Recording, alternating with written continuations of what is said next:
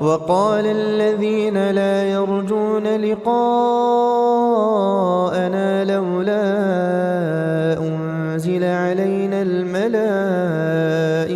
أو نرى ربنا لقد استكبروا في أنفسهم وعتوا عتوا كبيرا يوم يرون الملائكة لا بشرى يومئذ للمجرمين ويقولون حجرا محجورا وقدمنا إلى ما عملوا من عمل فجعلناه هباء منثورا أصحاب الجنة يومئذ خير مستقرا وأحسن مقيلا ويوم تشقق السماء بالغمام ونزل الملائكة تنزيلا الملك يومئذ الحق للرحمن وكان يوما على الكافرين عسيرا ويوم يعض الظالم على يديه يقول يا ليتني اتخذت مع الرسول سبيلا يا ويلتى ليتني لم أتخذ فلانا خليلا لقد أضلني عن الذكر بعد إذ جاءني وكان الشيطان للإنسان خذولا وقال الرسول يا رب إن قوم اتخذوا هذا القرآن مهجورا وكذلك جعلنا لكل نبي عدوا من المجرمين وكفى بربك هاديا ونصيرا وقال الذين كفروا لولا نزل عليه القرآن جملة واحدة كذلك لنثبت به فؤادك ورتلناه ترتيلا ولا يأتونك بمثل إلا جئناك بالحق وأحسن تفسيرا الذين يحشرون على وجوههم إلى جهنم أولئك شر مكانا وأضل سبيلا ولقد آتينا موسى الكتاب وجعلنا معه أخاه هارون وزيرا فقلنا اذهبا إلى القوم الذين كذبوا بآياتنا فدمرناهم تدميرا وقوم نوح لما كذبوا الرسل أغرقناهم وجعلناهم للناس آية وأعتدنا للظالمين عذابا أليما وعادا وثمود وأصحاب الرس وقرونا بين ذلك كثيرا وكلا ضربنا له الأمثال وكلا تبرنا تتبيرا ولقد أتوا على القرية التي أمطرت مطر السوء أفلم يكونوا يرونها بل كانوا لا يرجون نشورا وإذا رأوك إن يتخذونك إلا هزوا أهذا الذي بعث الله رسولا إن كاد ليضلنا عن آلهتنا لولا أن صبرنا عليها وسوف يعلمون حين يرون العذاب من أضل سبيلا أرأيت من اتخذ إلهه هواه أفأنت تكون عليه وكيلا أم تحسب أن أكثرهم يسمعون أو يعقلون إن هم إلا كالأنعام بل هم أضل سبيلا ألم تر إلى ربك كيف مد الظل ولو شاء لجعله ساكنا ثم جعلنا الشمس عليه دليلا ثم قبضناه إلينا قبضا يسيرا وهو الذي جعل لكم الليل لباسا والنوم سباتا وجعل النهار نشورا وهو الذي أرسل الرياح بشرا بين يدي رحمته وأنزلنا من السماء ماء طهورا لنحيي به بلدة ميتا ونسقيه مما خلقنا أنعاما وأناسيا كثيرا ولقد صرفناه بينهم ليذكروا فأبى أكثر الناس إلا كفورا ولو شئنا لبعثنا في كل قرية نذيرا فلا تطع الكافرين وجاهدهم به جهادا كبيرا وهو الذي مرج البحرين هذا عذب فرات وهذا ملح أجاج وجعل بينهما برزخا وحجرا محجورا وهو الذي خلق من الماء بشرا فجعله نسبا وصهرا وكان ربك قديرا ويعبدون من دون الله ما لا ينفعهم ولا يضرهم وكان الكافر على ربه ظهيرا وما أرسلناك إلا مبشرا ونذيرا قل ما أسألكم عليه من أجر إلا من شاء أن يتخذ إلى ربه سبيلا وتوكل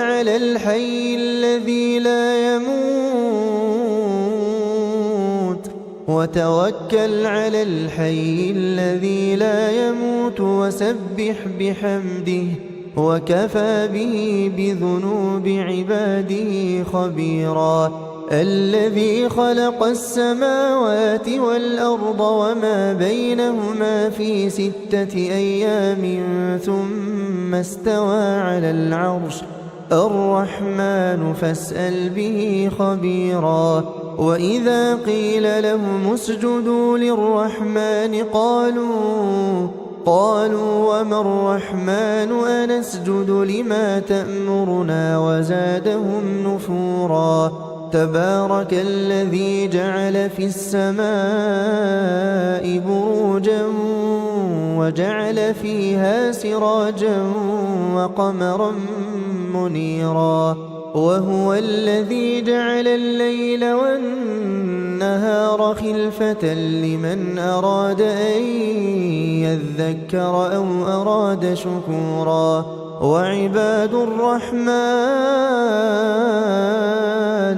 وعباد الرحمن الذين يمشون على الأرض هونا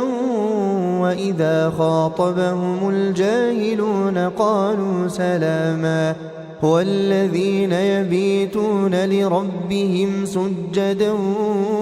وقياما والذين يقولون ربنا اصرف عنا عذاب جهنم إن عذابها كان غراما إنها ساءت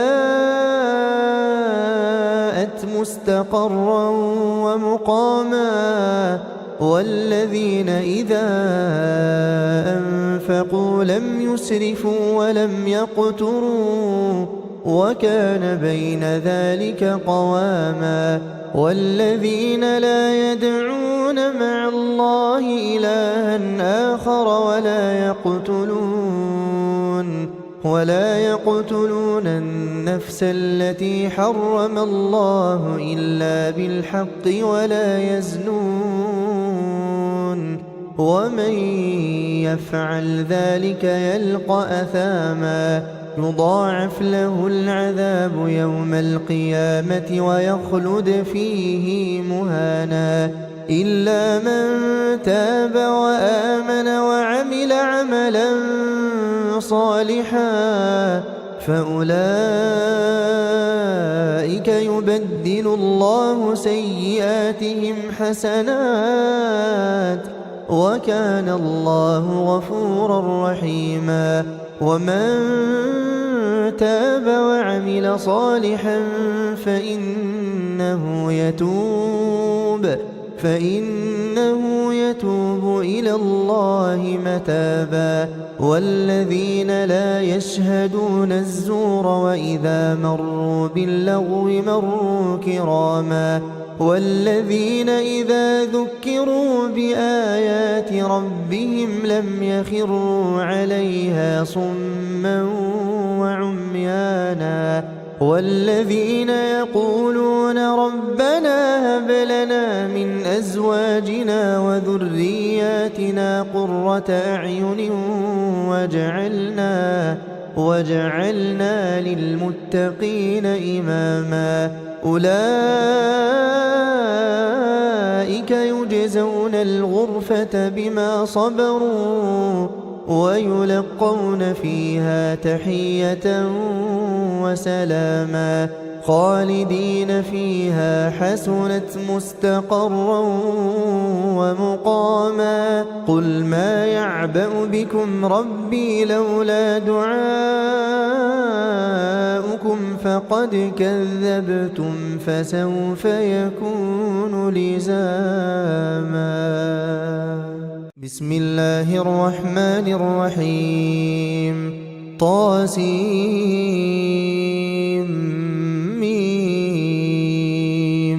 تلك آيات الكتاب المبين لعلك باخع نفسك ألا يكونوا مؤمنين إن نشأ ننزل عليهم من السماء آية فظلت أعناقهم لها خاضعين وما يأتيهم من ذكر من الرحمن محدث إلا كانوا عنه معرضين فقد كذبوا فسيأتيهم أنباء ما كانوا به يستهزئون أولم يروا إلى الأرض كم أنبتنا فيها من كل زوج كريم إن في ذلك لآية وما كان أكثرهم مؤمنين وإن ربك لهو العزيز الرحيم وإذ نادى ربك موسى أن ائت القوم الظالمين قوم فرعون ألا يتقون قال رب إني أخاف أن يكذبون ويضيق صدري ولا ينطلق لساني فأرسل إلى هارون ولهم علي ذنب فأخاف أن يقتلون قال كلا فاذهبا بآياتنا إنا معكم مستمعون فأتيا فرعون فقولا إنا رسول رب العالمين أن أرسل معنا بني إسرائيل قال ألم نربك فينا وليدا ولبثت فينا من عمرك سنين وفعلت فعلتك التي فعلت وأنت من الكافرين قال فعلتها إذا وأنا من الضالين ففررت منكم لما خفتكم فوهب لي ربي حكما وجعلني من المرسلين وتلك نعمة تمنها علي أن عبدت بني إسرائيل قال فرعون وما رب العالمين قال رب السماوات والأرض وما بينهما إن كنتم موقنين قال لمن حوله ألا تستمعون قال ربكم ورب آبائكم الأولين قال إن رسولكم الذي أرسل إليكم لمجنون قال رب المشرق والمغرب وما بينهما إن كنتم تعقلون قال لئن اتخذت إلها غيري لأجعلنك من المسجونين قال أولو جئتك بشيء مبين قال فأت به إن كنت من الصادقين فألقى عصاه فإذا هي ثعبان مبين ونزع يده فإذا هي بيضاء للناظرين قال للملأ حوله إن هذا لساحر عليم يريد أن يخرجكم من أرضكم بسحره فماذا تأمرون قالوا أرجه وأخاه وابعث في المدائن حاشرين يأتوك بكل سحار عليم فجمع السحرة لميقات يوم معلوم وقيل للناس هل أنتم مجتمعون لعلنا نتبع السحرة إن كانوا هم الغالبين فلما جاء السحرة قالوا لفرعون أئن لنا لأجرا إن كنا نحن الغالبين قال نعم وإنكم إذا لمن المقربين قال لهم موسى ألقوا ما أنتم ملقون فألقوا حبالهم وعصيهم وقالوا بعزة فرعون إنا لنحن الغالبون فألقى موسى عصاه فإذا هي تلقف ما يأفكون فألقي السحرة ساجدين قالوا آمنا برب العالمين رب موسى وهارون قال آمنتم له قبل أن آذن لكم إنه لكبيركم الذي علمكم السحر فلسوف تعلمون لأقطعن أيديكم وأرجلكم من خلاف ولأصلبنكم أجمعين قالوا لا ضير إنا إلى ربنا منقلبون إنا نطمع أن يغفر لنا ربنا خطايانا أن كنا أول المؤمنين وأوحينا إلى موسى أن أسر بعبادي إنكم متبعون فأرسل فرعون في المدائن حاشرين إن هؤلاء لشرذمة قليلون وإنهم لنا لغائظون وإنا لجميع حاذرون فأخرجناهم من جنات وعيون وكنوز ومقام كريم كذلك وأورثناها بني إسرائيل فأتبعوهم مشرقين فلما تراءى الجمعان قال أصحاب موسى إنا لمدركون قال كلا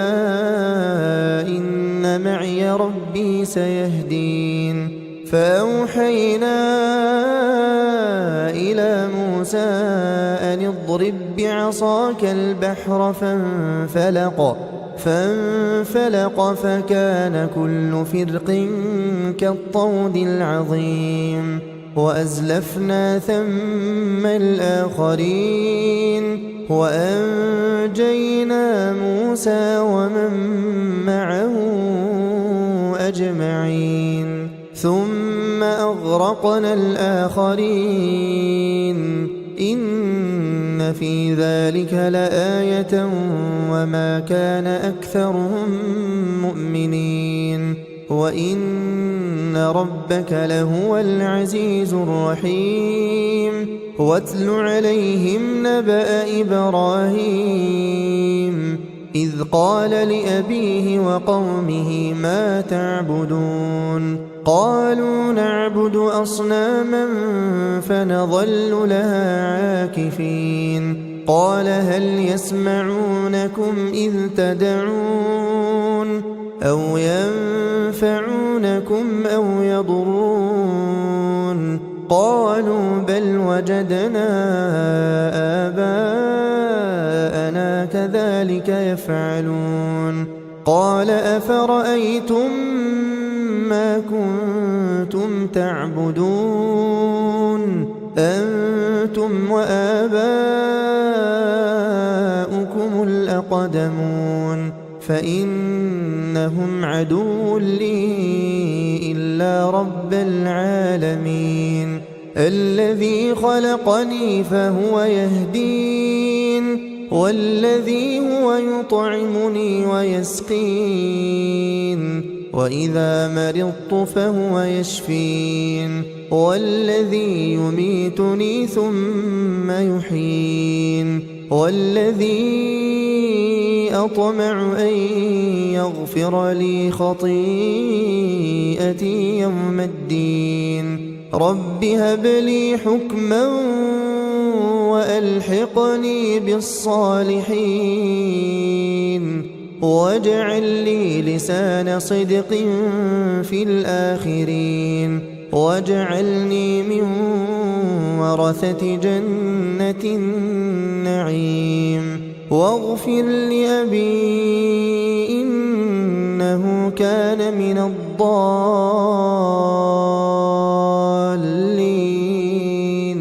ولا تخزني يوم يبعثون يوم لا ينفع مال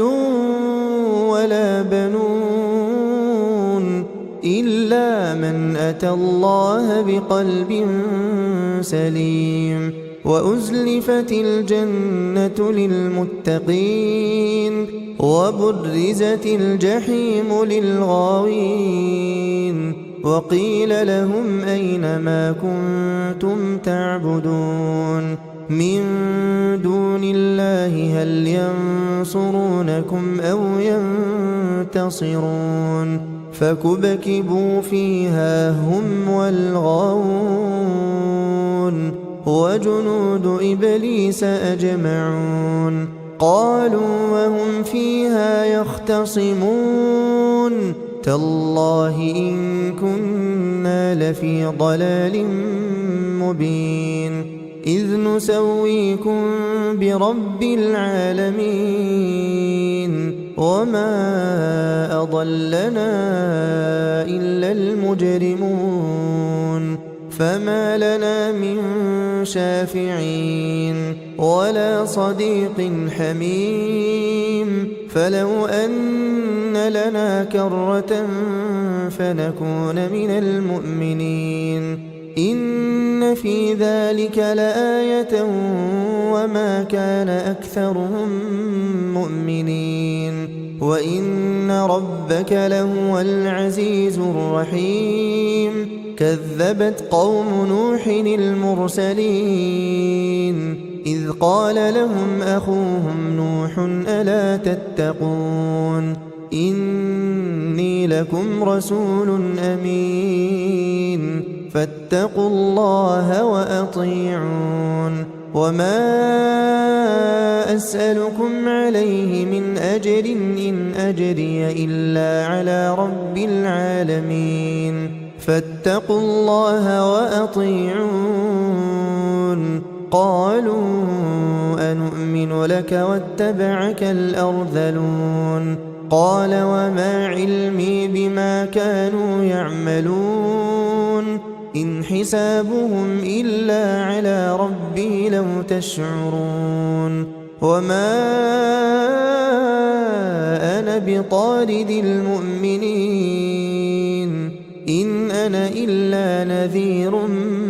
مبين قالوا لئن لم تنته يا نوح لتكونن من المرجومين قال رب إن قومي كذبون فافتح بيني وبينهم فتحا ونجني ومن معي من المؤمنين فأنجيناه ومن معه في الفلك المشحون ثم أغرقنا بعد الباقين إن في ذلك لآية وما كان أكثرهم مؤمنين وإن ربك لهو العزيز الرحيم كذبت عاد المرسلين إذ قال لهم أخوهم هود ألا تتقون إني لكم رسول أمين فاتقوا الله وأطيعون وما أسألكم عليه من أجر إن أجري إلا على رب العالمين أتبنون بكل ريع آية تعبثون وتتخذون مصانع لعلكم تخلدون وإذا بطشتم بطشتم جبارين فاتقوا الله وأطيعون واتقوا الذي أمدكم بما تعلمون أمدكم بأنعام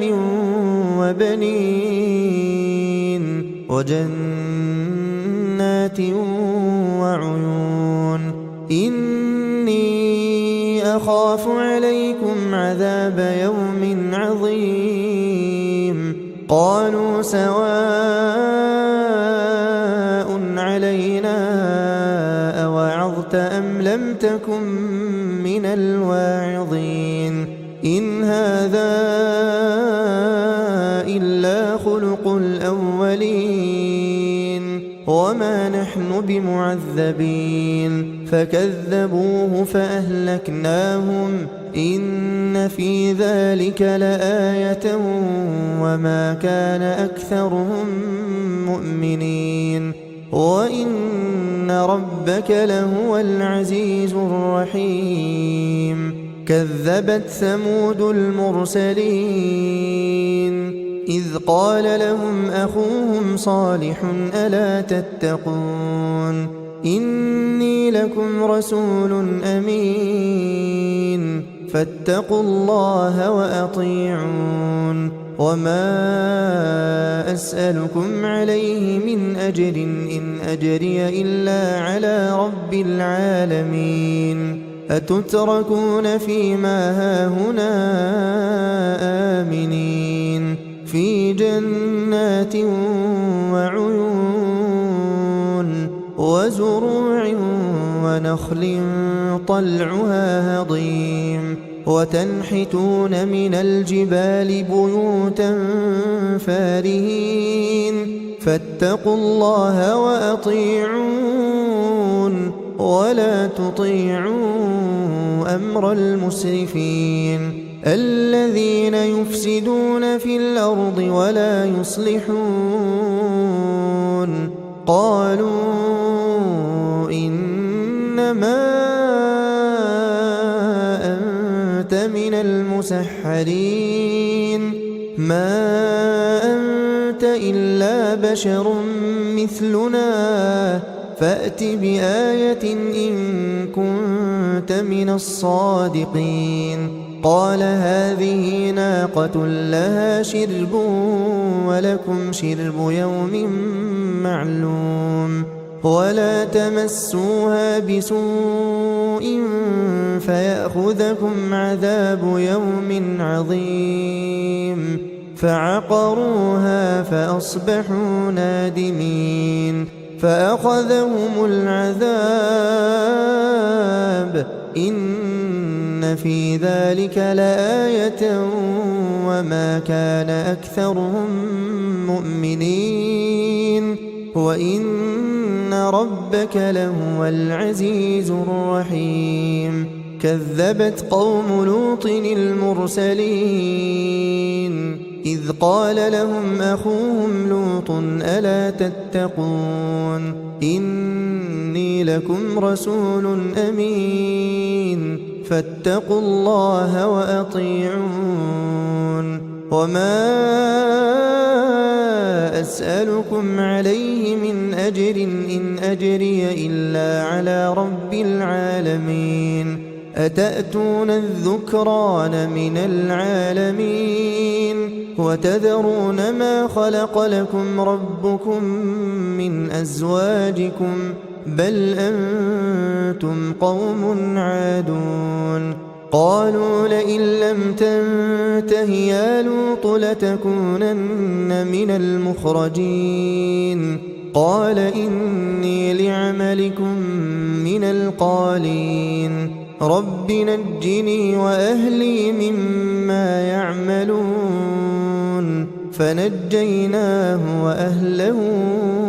أجمعين إلا عجوزا في الغابرين ثم دمرنا الآخرين وأمطرنا عليهم مطرا فساء مطر المنذرين إن في ذلك لآية وما كان أكثرهم مؤمنين وإن ربك لهو العزيز الرحيم كذب أصحاب الأيكة المرسلين إذ قال لهم شعيب ألا تتقون إني لكم رسول أمين فاتقوا الله وأطيعون وما أسألكم عليه من أجر إن أجري إلا على رب العالمين أوفوا الكيل ولا تكونوا من المخسرين وزنوا بالقسطاس المستقيم ولا تبخسوا الناس أشياءهم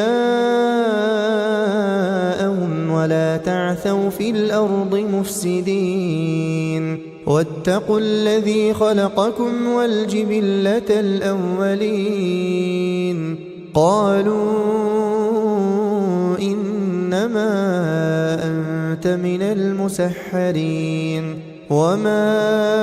أنت إلا بشر مثلنا وإن نظنك لمن الكاذبين فأسقط علينا كسفا من السماء إن كنت من الصادقين قال ربي أعلم بما تعملون فكذبوه فأخذهم عذاب يوم الظلة إنه كان عذاب يوم عظيم إن في ذلك لآية وما كان أكثرهم مؤمنين وإن ربك لهو العزيز الرحيم وإنه لتنزيل رب العالمين نزل به الروح الأمين على قلبك لتكون من المنذرين بلسان عربي مبين وإنه لفي زبر الأولين أولم يكن لهم آية أن يعلمه علماء بني إسرائيل ولو نزلناه على بعض الأعجمين فقرأه عليهم ما كانوا به مؤمنين كذلك سلكناه في قلوب المجرمين لا يؤمنون به حتى يروا العذاب الأليم فيأتيهم بغتة وهم لا يشعرون فيقولوا هل نحن منظرون أفبعذابنا يستعجلون أفرأيت إن متعناهم سنين ثم جاءهم ما كانوا يوعدون ما أغنى عنهم ما كانوا يمتعون وما أهلكنا من قرية إلا لها منذرون ذكرى وما كنا ظالمين وما تنزلت به الشياطين وما ينبغي لهم وما يستطيعون إنهم عن السمع لمعزولون فلا تدع مع الله إلها آخر فتكون من المعذبين وأنذر عشيرتك الأقربين واخفض جناحك لمن اتبعك من المؤمنين فإن عصوك فقل إني بريء مما تعملون وتوكل على العزيز الرحيم الذي يراك حين تقوم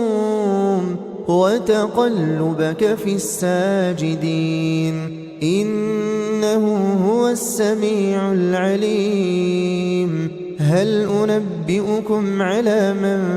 تنزل الشياطين تنزل على كل أفاك أثيم يلقون السمع وأكثرهم كاذبون والشعراء يتبعهم الغاوون ألم تر أنهم في كل واد يهيمون وأنهم يقولون ما لا يفعلون إلا الذين آمنوا وعملوا الصالحات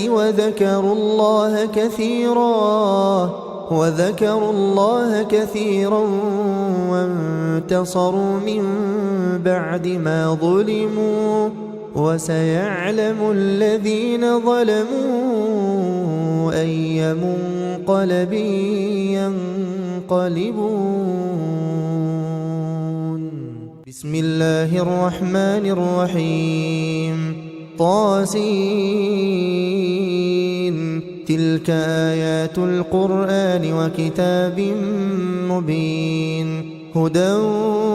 وبشرى للمؤمنين الذين يقيمون الصلاة ويؤتون الزكاة وهم بالآخرة هم يوقنون إن الذين لا يؤمنون بالآخرة زينا لهم أعمالهم فهم يعمهون أولئك الذين لهم سوء العذاب وهم في الآخرة هم الأخسرون وإنك لتلقى القرآن من لدن حكيم عليم إذ قال موسى لأهله إني آنست نارا سآتيكم منها بخبر أو آتيكم بشهاب قبس لعلكم تصطلون فلما جاءها نودي أن بورك من في النار ومن حولها وسبحان الله رب العالمين يا موسى إنه أنا الله العزيز الحكيم وألق عصاك فلما رآها تهتز كأنها جان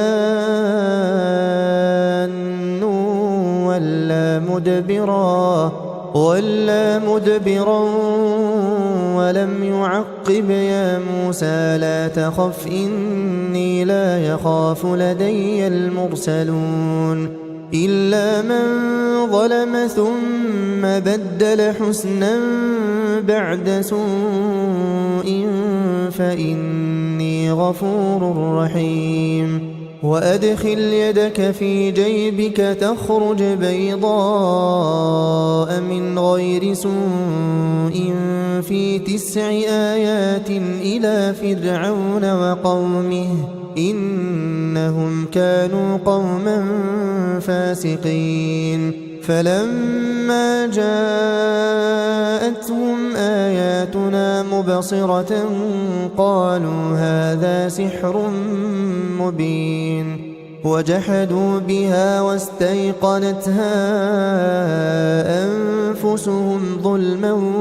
وعلوا فانظر كيف كان عاقبة المفسدين ولقد آتينا داود وسليمان علما وقال الحمد لله الذي فضلنا على كثير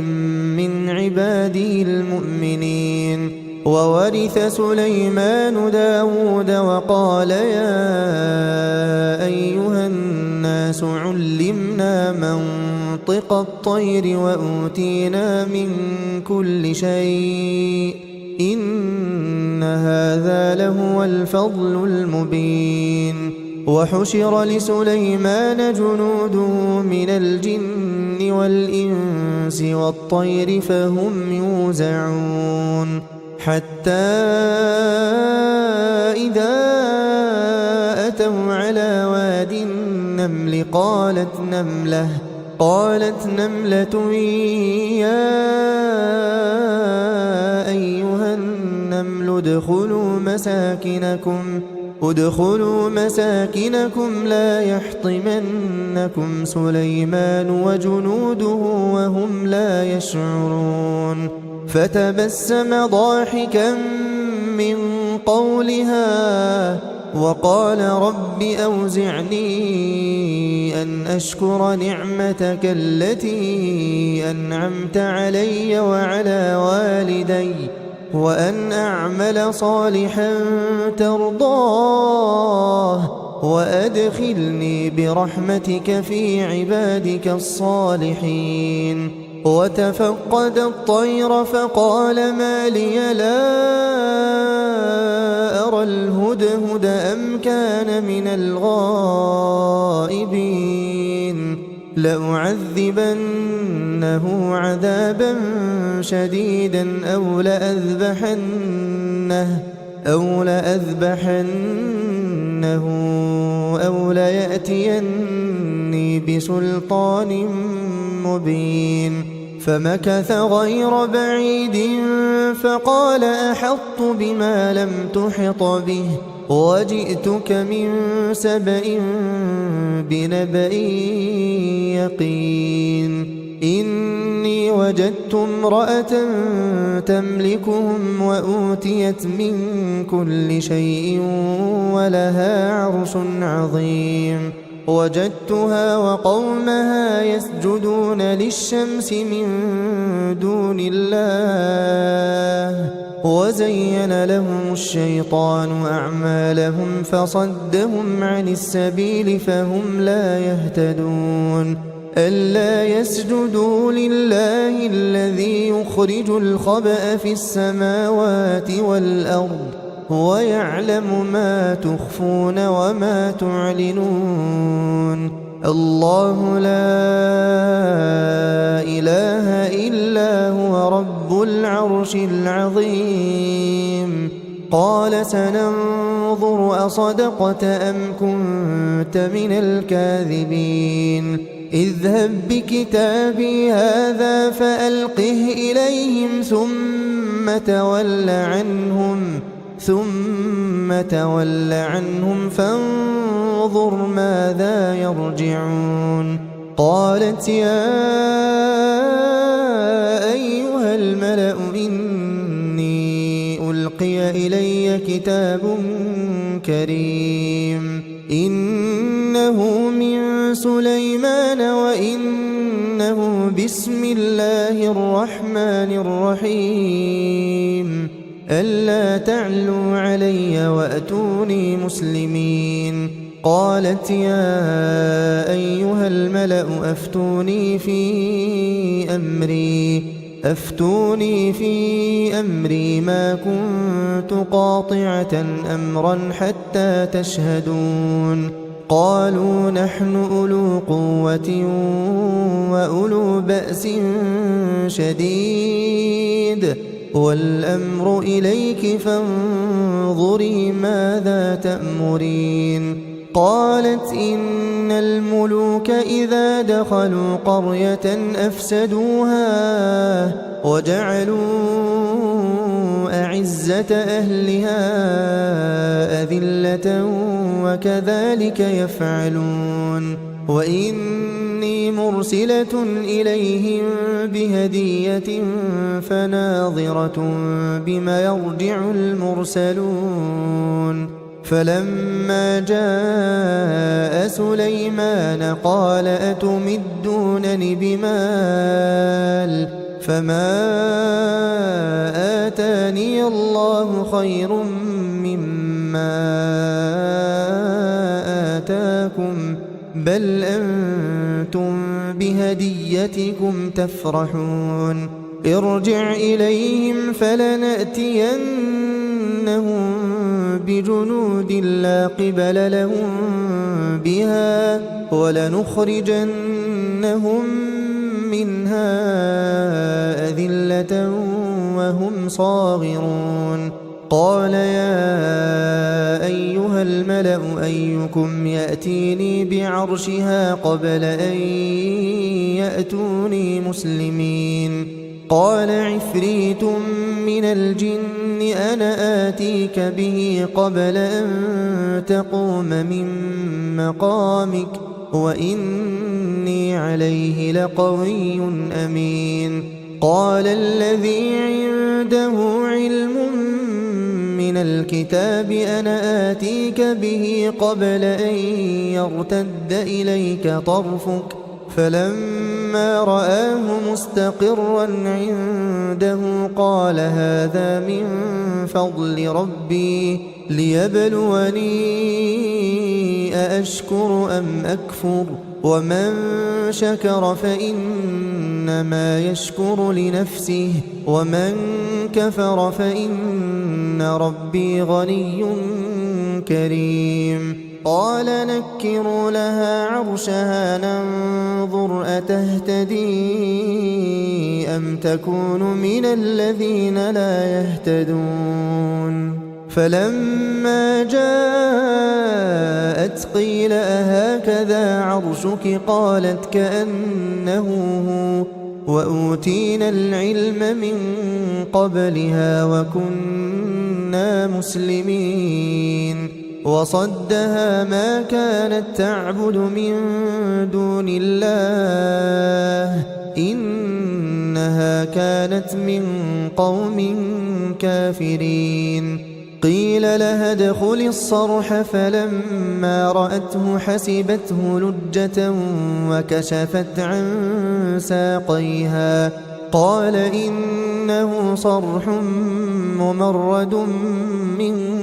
قوارير. قالت رب إني ظلمت نفسي وأسلمت مع سليمان لله رب العالمين. ولقد أرسلنا إلى ثمود أخاهم صالحا أن اعبدوا الله فإذا هم فريقان يختصمون. قال يا قوم لم تستعجلون بالسيئة قبل الحسنة لولا تستغفرون الله لعلكم ترحمون. قالوا اطيرنا بك وبمن معك قال طائركم عند الله بل أنتم قوم تفتنون. وكان في المدينة 9 رهط يفسدون في الأرض ولا يصلحون. قالوا تقاسموا بالله لنبيتنه وأهله ثم لنقولن لوليه ما شهدنا مهلك أهله وإنا لصادقون. ومكروا مكرا ومكرنا مكرا وهم لا يشعرون. فانظر كيف كان عاقبة مكرهم أنا دمرناهم وقومهم أجمعين. فتلك بيوتهم خاوية بما ظلموا إن في ذلك لآية لقوم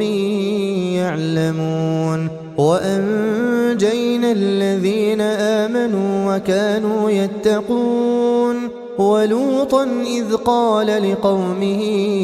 أتأتون الفاحشة وأنتم تبصرون أئنكم لتأتون الرجال شهوة من دون النساء بل أنتم قوم تجهلون. فما كان جواب قومه إلا أن قالوا أخرجوا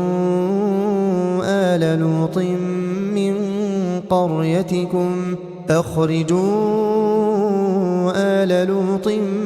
من قريتكم إنهم أناس يتطهرون. فأنجيناه وأهله إلا امرأته قدرناها من الغابرين. وأمطرنا عليهم مطرا فساء مطر المنذرين. قل الحمد لله وسلام على عباده الذين اصطفى الله خير أما يشركون.